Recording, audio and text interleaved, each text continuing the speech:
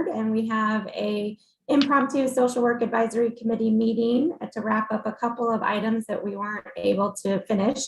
So I am Andrea Perdomo Morales, and I serve as the co-chair of the Social Work Advisory Committee of the Kansas Behavioral Sciences Regulatory Board.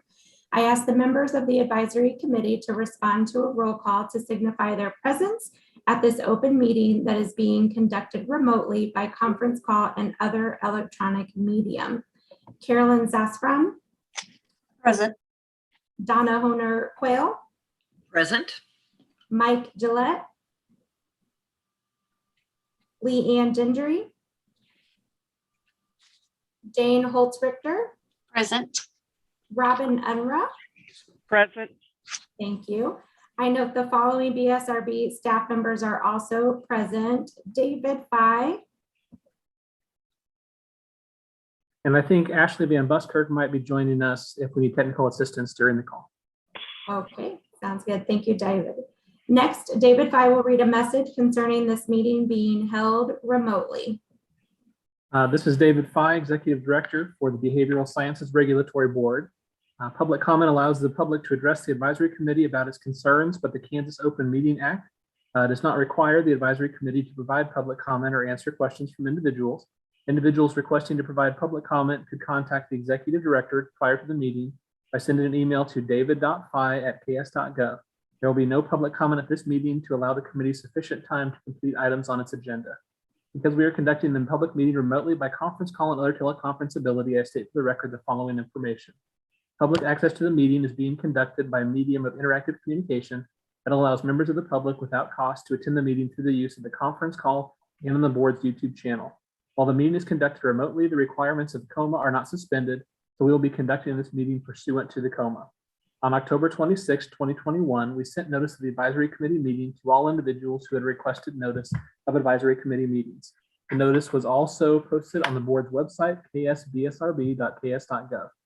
You may obtain a copy of the notice at that website. An agenda and other meeting materials were posted on the board's website actually yesterday, so they are posted on the day of the meeting. You may also request a copy of the agenda by sending an email to david.fye@ks.gov with the subject line request for the agenda, and it will be sent to you. The notice contains information for the conference call and YouTube channel that allows the public to attend the meeting free of charge. The notice also states that if there are any technical issues during the meeting, you may call the board office at 785-296-3240. However, currently, because of the remote work of most of our staff, we would ask that you send an email to bsrb@ks.gov. A recording of the meeting will be available on the BSRB YouTube channel following the conclusion of the meeting by using the link to the meeting on the agenda. Thank you, David. The meeting is now called to order, and the advisory committee will begin its discussion of the first agenda item. And I do want to note that everyone has received a copy of the agenda for today's meeting. And Carolyn, just to clarify, we have two items that we're going to address today, one being the advisory committee membership, and second, updated information of current advisory committee members. Does that cover what you were referring to, Carolyn?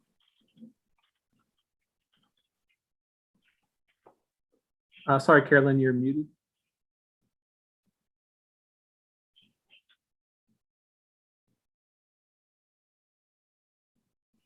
I apologize. I got lost in some forms blocking my screen. Yes, Andrea, it does. Okay, perfect. So we don't need to amend the agenda. We'll keep it as is. So we'll get started here. We have scheduled an hour. So everyone had received via email the individuals that we had discussed in our previous meeting with regard to additions to the Social Work Advisory Committee. Carolyn, would you like to start off with the list and how we want to narrow that down? Actually, Andrea, I'm sorry, David. I just wondered if I could say something first. So I did provide some materials for the committee. One of them was, it's a page that's very similar, but I wanted to point out a couple of distinctions. You received a document that says Advisory Committee Policy for the Behavioral Sciences Regulatory Board. And the board has annual planning meeting. This year, the board broke that out into 2 different days. So the board did meet recently on October 25th and made some changes to the board governance policy, and some of those affect some of the things to look for as advisory committees when you're looking at new members. So I just wanted to highlight some of the things that the board had discussed at that meeting. And those are reflected in that new document you received. But I just wanted to touch upon a couple of those for the committee. One thing that the board talked about in that document, previously the board governance policy had indicated that in terms of non-board members on the advisory committee, it said there should be a minimum of 3, but it didn't specify a maximum.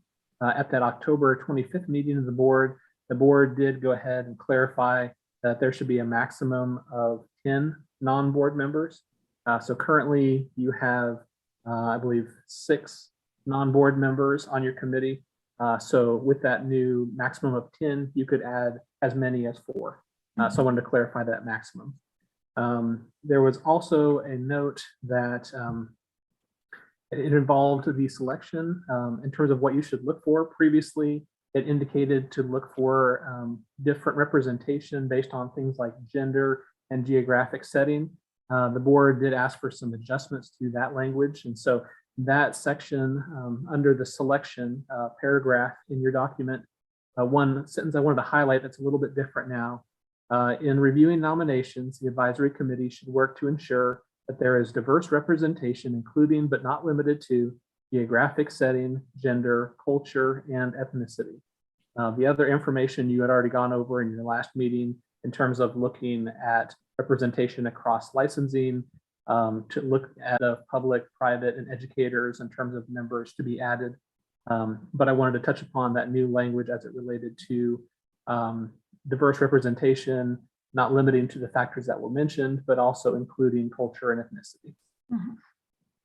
And then there's also a couple of small edits, but it did kind of clarify the process in that you as an advisory committee will have the meeting in an open forum, and then the committee of the whole will discuss nominations and reach recommendations on new members. Those will be forwarded to the chair of the board, and the chair of the board will review the recommendations from your committee. And so that language has been just cleaned up a little bit to reflect the current practices. So just wanted to make sure that you had seen those. Since the document looks very similar, I just want to highlight those given that the board had just met on those topics. Very helpful, David. So now we know that we can select up to 4 members off of this fabulous list that we have. We still are at about 11 individuals on the list, so we have some work to do, and hopefully we'll be able to walk away today with having our up to 4 individuals that we would recommend to the board chair. So with that, Carolyn, I'll turn it over to you. Okay, thanks, Andrea. And I want to say thank you, David, for putting this form together. That really is a good visual.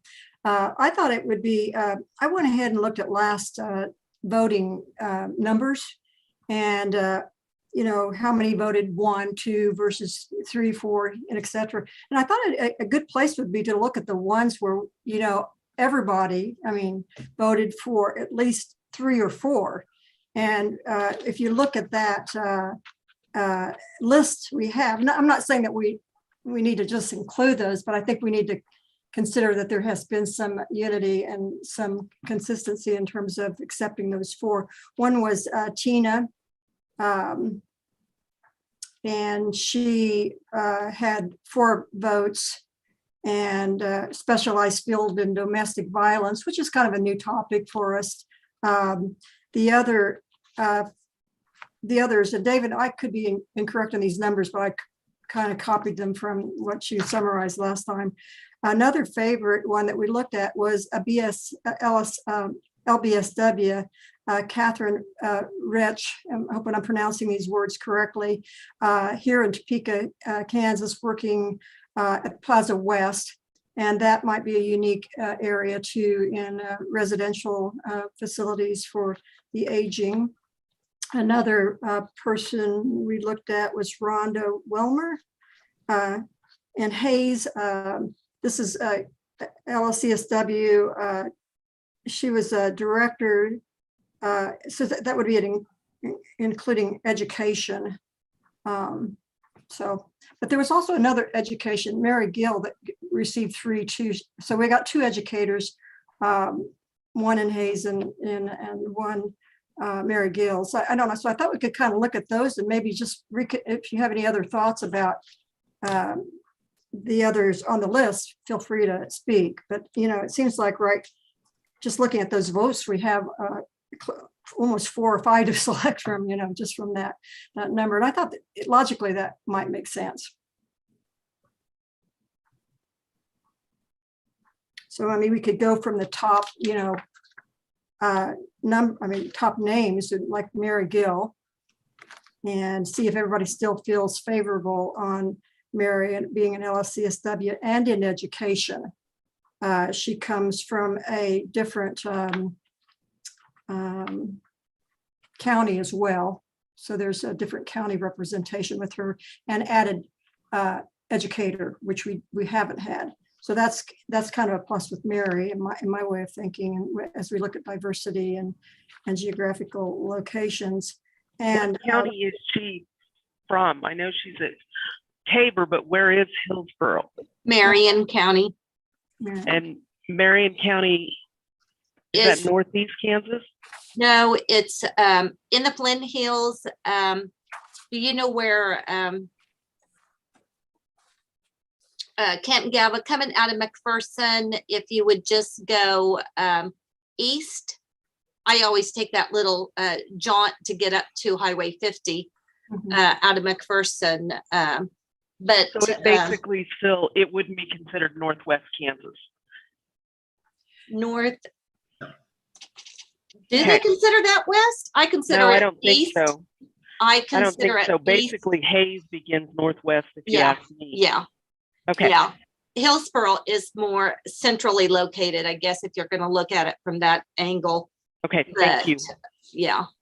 David, I don't know if you still have that county map that I sent you that had all the counties present. That might be a good visual to have. As Yeah. we're looking, Yes. I'm not demographically, I know where Hillsborough is. I go there all the time, but And I think what I sent David too is I went ahead and marked where we were located as well, Yes, we did see that the last meeting. it's a Yeah. very rural area, which is really another population that we are picking up on is rural. Mhm. Yeah. So it offers quite a bit from that education, rural.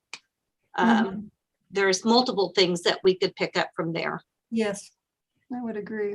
Let's see if we can look at this map here. Yeah, I'll see if I can find that. Now, if you have it handy, you're able to share your screen. I'll try to find it as well. Okay, let me try to hunt around here. So is everybody still in favor and still supportive of having her as one of our top candidates, Mary Gill? Yes. So we can just put a star by that. Tina, let me see. If you give me a moment, maybe I can look for the map here. Just I have to go someplace else. Go ahead, Carolyn. I'll look for the map while you're. Okay, going thank through you. those. Yeah, not very good at doing that. The second one, let's see here, I'm gonna pull back my. The second star, or the popular vote of last time, was Tina Lassley, LSCSW, a unique area in terms of Pittsburgh. I don't know if we have anybody located there. Again, I'd have to see the map and see. Little hard to Kansas. see. Yeah, I guess that was the blue map that I had that marked where we were, but that's okay. This will give Oh, us, that's right. yeah, the blue map talks about names. Yeah, that's fine. This will be good. So back to Tina, unique area of focus or social work practice would be domestic violence and working with survivors of all types of abuse and neglect, which I'm sure involves trauma work too. So that was in Pittsburgh, Kansas, and that was a high vote person. And I was wondering how everybody felt about her, to see where I can't mark. David, can you mark where she's at? That's Crawford County. Okay. So she would be very close to the member that's from Montgomery County. Right. Right down here. I mean, David, do you have an arrow that you can point? Yeah, so Crawford County, which area of the map is, She's right on the line of the Missouri line between Bourbon and Cherokee. right here. Yeah. I wish we could find the blue map. You'll be able to see, where we're at. So it's kind of nice to sort of shade in those areas so you can visually you can see them a little easier. But anyway, so does everybody feel? How does everybody feel about Tina today? We have the same support and The safe house, we were talking about, was she the one we were talking about, the domestic? yes, Okay, Tina. okay, And I think she had 4 of our votes, and I think she had the highest vote. okay. Yeah, My only concern would be she is an LSCSW, and I would hate to get too top heavy with LSCSWs. I believe Eric, who works at the state hospital down in Southeast Kansas, and he's an LMSW Mhm. as well. And it appears he's in private practice as well. Mhm. and Eric, he had probably 3 Yeah, votes. he had 3. I wish everybody was here so we could get some. Yeah, he had 3 and Tina had 4 when everybody Yeah. was meeting. So Tina had kind of the edge and lead, Personally, I think that the domestic violence is a real important expertise field. I'm not saying that Eric is not. Of course, Eric is a male too, so that helps, That's the one thing I was looking at. We don't have a very heavy presence of the male gender on our board. Mhm. Yeah, so And that maybe we could include Eric and Tina. I mean, Mhm. as we're looking down.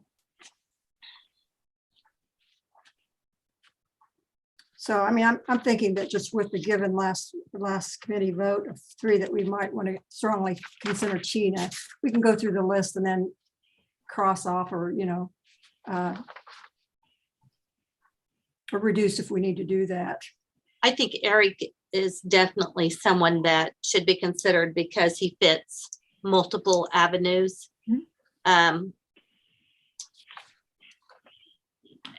And I hate to say just because he's his gender, but we need a more of a presence. Yeah, I think that's really Equality needs to be there, and we need to at least put another guy on. So he's not a psychologist. It's his position is he trains. Okay, yeah. Sounds good. Well, we'll go ahead and put a star by Mike and a star by Tina. How's that? I mean, excuse me, star by Eric. So far we have 1, 2. Did we agree on Catherine? I would say we need another LBSW on Yeah. the committee. Yeah, so that would be 3 and Eric would be 4 and another popular candidate was Rhonda Wilmer. And she's in Hayes, which would cover Northeast Kansas. Right. Mhm. Another person, I can't remember how many people voted for the first one, Sarah Burns. She was from Hayes too, and she specialized in child, KVC. So there's 2 Hayes representations, and I think Hayes is a good area to include. I forgot to mention her. I don't That's remember how many votes that Sarah had. I don't have that on. I like the idea of having somebody from like KVC that would be represented, because talk about an area that we have not talked a lot about, but an area that has a lot of information that can be brought to the table. Yes. With policy. I would agree with that as well. Is a PRTC. I think that would bring a lot of wealth to our advisory council. Yes, I think I agree with that. I think that I just didn't have the votes that we had for her, but I remember there was some favor with her. So she would be in Hayes, which would be really good. So only needing 1 Hayes. I mean, I guess then she might be a better candidate or than Rhonda simply because of the specialized area in child welfare. That's, very, very prominent. That's Not- how I would look not- at it. Not that Rhonda, when I talk, everybody is so valuable here on this list. It's really hard.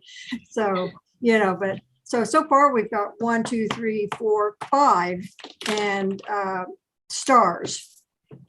So I'm Carolyn, missing one. can you Yes. list those 5 again? I just want to make sure I'm tracking. I will. The first one is Sarah, the one that we just talked about. The second one was Mary Gill. And so let me go back to Sarah. Sarah being adding diversity in child welfare and being in Hayes, Kansas. She is a licensed MSW and LCSW, so she catches that licensed MSW area.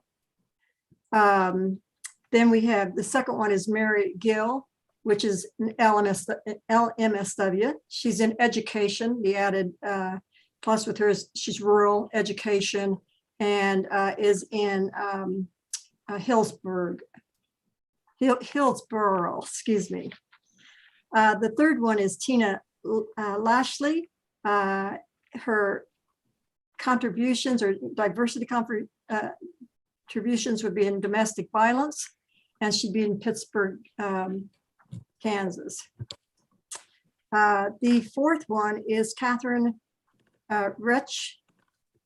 Boy, I hope I'm not mutilating these names. The specialty that she brings in diversity would be her level of licensure as a LBSW, and at Plaza West here in Topeka. And then we have Eric. How do you pronounce his last name? I'm sorry, I scribbled on top of that. Is it Schoenecker? Okay, great. Okay, so Eric again brings male. He's a licensed MSW, and I don't. Oh, he's in Parsons. Parsons, Kansas. And I think then the last. Parsons is in Labette County, I believe, down there near Montgomery. Mm-hmm. Yeah. So 1, 2, 3, 4, 5 right there. Mm. And last time we had talked about Rhonda Weimer too, and she had 3 votes, just like Eric did. And she was a licensed clinical social worker, and she was in Hayes as well. And she was a director of the social work program. But my thought on that is that since we have Mary Gill too in education, we wouldn't need 2 in that area, but my thoughts. Yeah, I think Not that it would hurt having 2. Sorry. That's my general summary. And at this point, I'll let everybody speak. I think we already have somebody from Montgomery County, if I'm not mistaken. On our current list. Yes, Yeah. yes, and that's Leanne. Leanne Ginger is from, Montgomery. right. So we're kind of heavy in that area, Yeah. which that's is what I was thinking. interesting, isn't it? Mhm. 2, yeah. So, I only see 1. well, Crawford, Labette, Montgomery. That's 3 for sure. Okay, Mhm. And oh, are you talking about our current membership or are you adding? well, no, if we had the ones that we named, Okay, Pittsburgh is from down in their area. Yeah. And then we've got, of course, we've talked about the one from Parsons, and then who else did we talk about? There was another one we talked about, and then the one in Montgomery that we have, Leanne. So was that it? I believe, and again, I just can't find my map, so I'm sorry. Yeah, I think that's it. I'm such I a think big, we should eliminate one of those. I don't think we need 3 in that area. Do you? I would agree, Jane, because we also don't have anybody up in the Cheyenne, up in that area. So I don't know if we have any. it's hard. to get- Overlay that. Right. Yeah, it's that western area, it's rural. Oh, golly, I just went down. Can you hear me? Yes, we can hear you. Okay. Well, I can't see you, but I can hear you.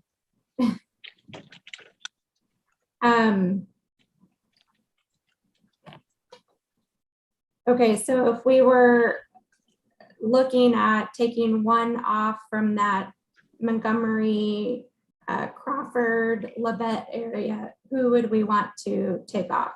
What are the names that we're looking at here? Because again, I don't have the visuals. So Tina and Eric. Tina, did you say? Tina and Eric. Yeah.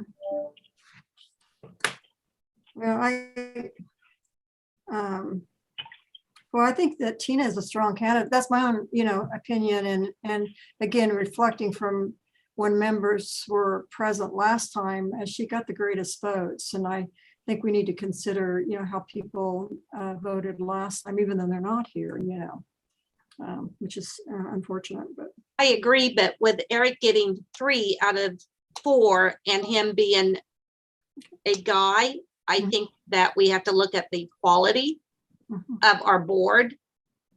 And I think that has to kind of almost trump that one extra vote. If it was equal in the gender, I would say yes.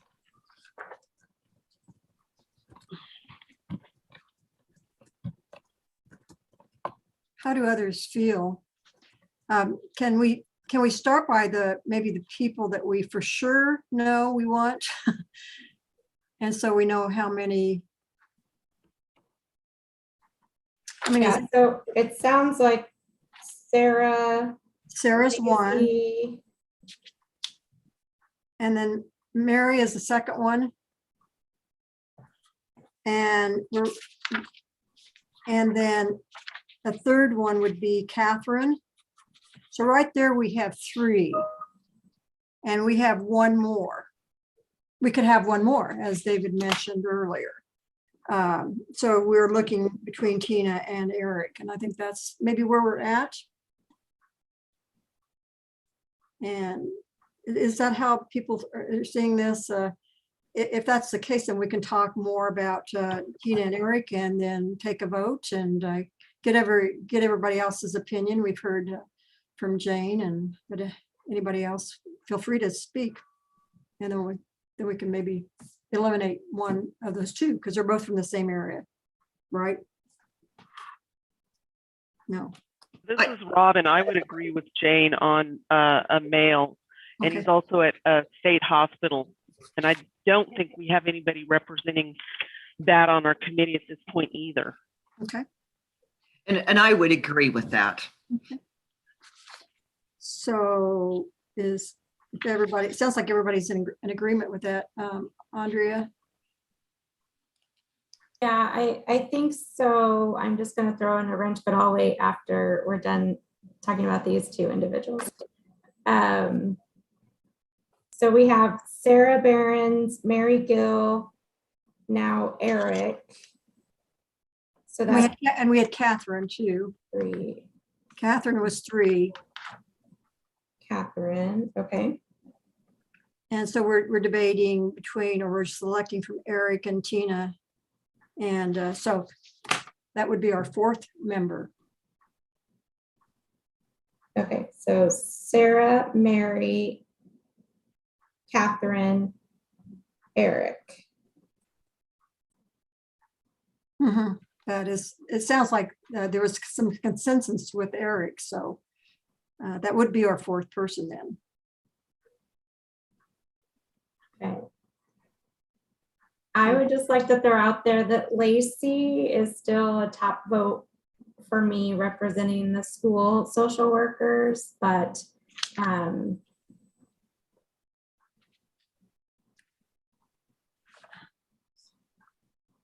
Where's she at? Lacey. Oh.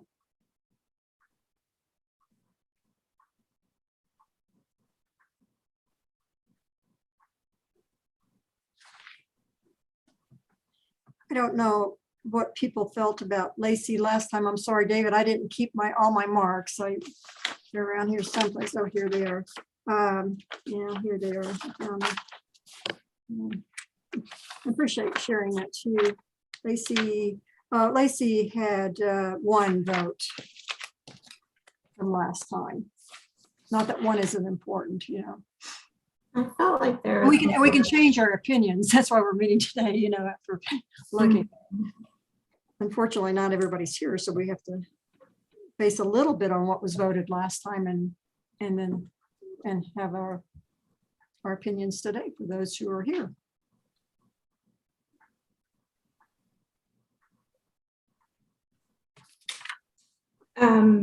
Okay, so Hmm. if people are in agreement with these 4 that we have, then we can move forward with that. Is there any discussion or concerns with the 4 that have been identified?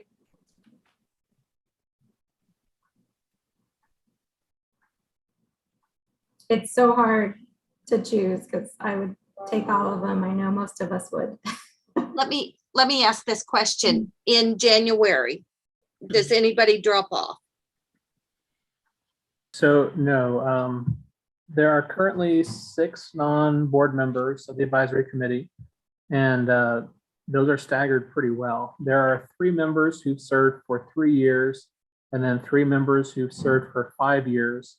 And you can serve up to 4 2-year terms. So essentially you can serve as many as 8 years. So Okay. nobody is coming up at the end of their term, which is a little unique. Some of the other advisory committees had a few people right at the end there, but there's still a few years if those members choose to serve. Now people can always, you know, have conflicts or move out of state and choose not to serve. But in terms of their available years left, nobody's coming up on the end of the 8 years.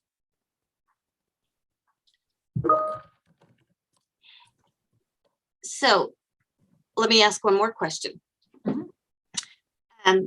Because sometimes we don't have quorum. I know. Is quorum based on, and I should know this question, I'm embarrassed to ask it. Is quorum based on 1 over half, or what is our quorum law again? Because I'm thinking I'm confusing it with my city council. Yeah, so to take action, you need the majority of the advisory committee, which would essentially just be 1 over half. Okay, So okay, if there's currently 9 members, you need 5. If it would grow by 4 and become 13 members, then you would just need 7. okay. I think that's a good point, because like here today, you know, we have just us, and how many people, like several, you know, that's why I almost like the idea of having an 11, you know, because there's always kind of balances out those people that aren't there, but you know. It also can break a vote, or, you know, if you're voting on something, an odd number is always better than an even number when it comes to groups. And that's another thought to look at. Do we want to add 1 more? Because I do like, because I thought I was the 1 vote on Lacey, because I like the idea of putting a school social worker on. Yeah, and I would agree. And I thought the we could only have a maximum of 10. yeah. So David, is that set in stone Okay. now, or is that? Yeah, that's set Okay. more or less in stone. The board Okay. did vote to go ahead and confirm that. last Okay. Okay.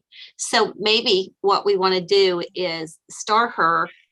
And if something happens and someone moves or something, we put her like an alternate.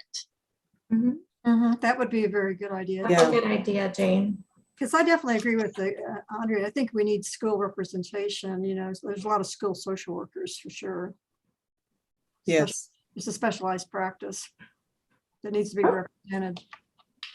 All right, so it sounds like we have Sarah Behrens, Mary Gill, Catherine Catherine, and Eric as our 4. Is that correct? And then we will put Lacey as an alternate, if anything, because any one of these 4 candidates, they could have changed their mind as well, or so does that sound like we're all in agreement? Mhm. It does. Yes. Do we need to take a vote or anything, or we're all here shaking our heads? What do you think, David? It sounds like if there's consensus and there's no objections, then I think that could be interpreted as the majority of the committee. So you don't need to vote as long as you just have consensus. Okay. Okay, so those 4 names will be forwarded on to the board chair, and we will hopefully get her blessing to move forward. So thank you all. Thank you, Carolyn, for leading that and putting the maps together and helping us through this process. Well, you're So many good candidates to choose from. And for those that are viewing right now, thank you for submitting your information and being interested in being a part of the Social Work Advisory Committee. We definitely need more people at the table to help us and guide us through the work that we're doing. So thank you, everyone. And before we All go, right. is there any way that, David, can you pull up that little table that I submitted to you? What I was trying to think would be helpful for us as just members of our committee is to have that diversity kind of on a table chart, because honestly, I forget, sorry. And I put up an example of some of the diverse areas that we're looking at. I don't know that I added female and male. Did you get that? I did. So the chart that you had workplace information with your address, phone number, email. I want to make sure you're okay with me sharing that. On the Zoom. Absolutely. Yes, absolutely. And that will, we can have a little discussion about what we want. I mean, I'm not saying that's necessary. On our farmer list, we had emails and phone numbers, but that's not a requirement at all. But it's just, it's simply for us as members. Should we need that? I don't know. I'll let David pull that up. And I thought, because the reason why I thought about this is that we just briefly talked about the diversity, and I was marking them down. And then Jane sent some additional information. I think Mike did too. And I thought it'd be nice to let everybody think about that and resubmit to David or to me. And I have no problem putting that chart together so that we have kind of a visual of all those different areas. Let's see if you can find that. Yeah. Okay. I'll try to shrink it a little bit so it's more visible. Yeah, and I would add a female, male here too, but I want you just the name, the level of licensure. Some people have 2, you know, and mark whether it's public, private, or education, the workplace, you know, my time, there was a time frame. I know that I think Jane added a time frame. We don't need to have that, but that can be useful. County, population served, and some social practice experiences. And, you know, I just added a few. So I thought that would give us, you know, sort of a visual of where people are at and kind of the diversity that we have.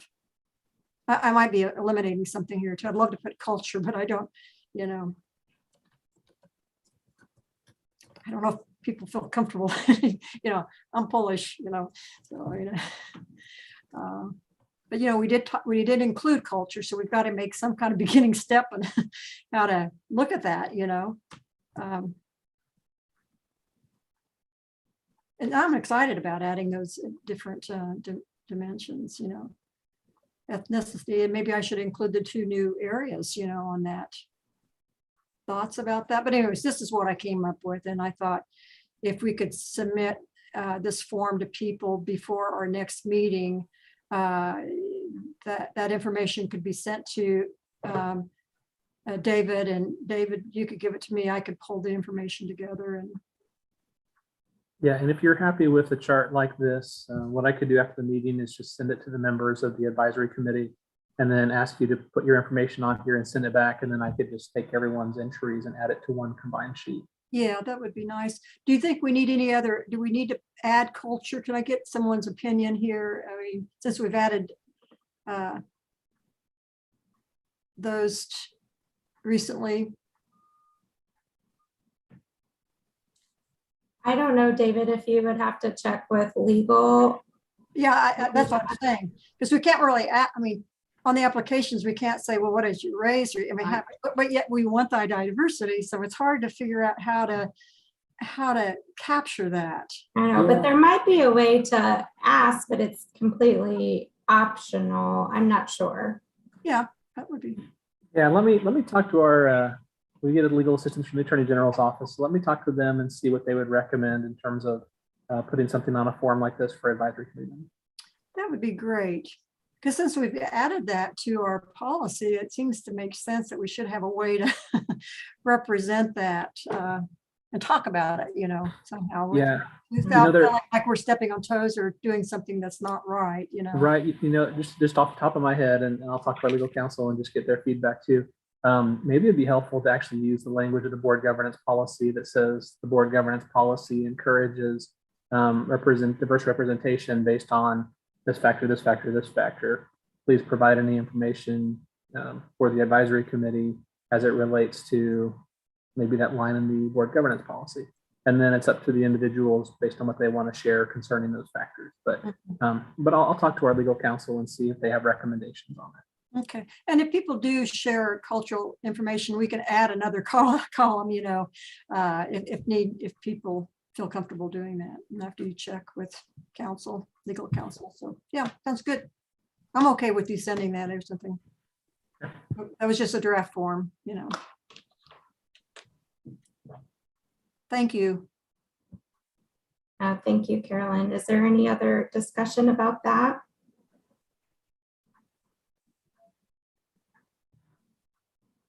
All right. Well, with that, I think we are at the end of our agenda. Is that correct, Carolyn?